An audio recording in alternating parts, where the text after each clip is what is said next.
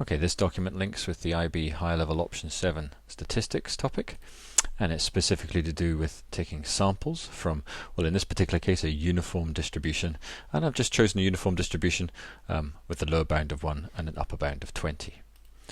And so therefore what we've got going on the next page is a single sample of size 1 from a uniform distribution. And if I increase the number of samples, this would be equivalent to, say, rolling a 20-sided dice and doing a tally of how many times each number turns up. Now the beauty of this distribution is it should be quite flat. There isn't really any features, there's no central tendency happening.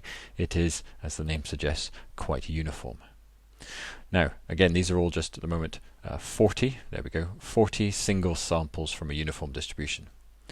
The remarkable thing happens is when we start to increase the sample size. And when I increase it to 2, each of those dots, it represents the mean of 2 individual values. And you can see we have fewer extreme values already straight away, and you can talk to the students about why that is.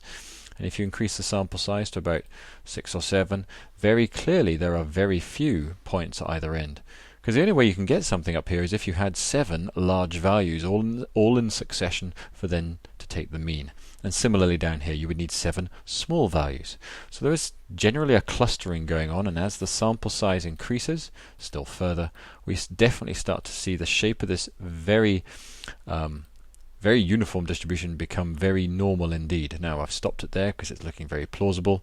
There's another plausible distribution, and we can keep on going further and further up to a maximum size of 30. If you want to get a slightly different distribution, just tweak those, and if you really want to be convinced, maybe switch it to a histogram, and you can see that uniform distribution very much centered around the mean of, well, it'll be 10.5 in this particular case because of the parameters that we chose.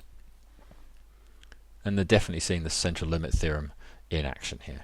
They're definitely seeing that no matter what parent distribution you started with, it certainly takes on the shape of a normal distribution with a mean of the parent distribution from which it came and a much reduced standard deviation. Everything is clustering around that mean in a way that didn't happen at the very beginning when we had a sample of size 1.